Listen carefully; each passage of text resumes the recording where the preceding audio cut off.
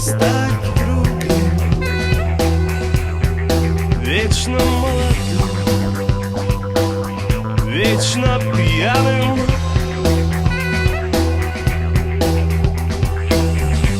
Я мог бы стать рекой, быть темной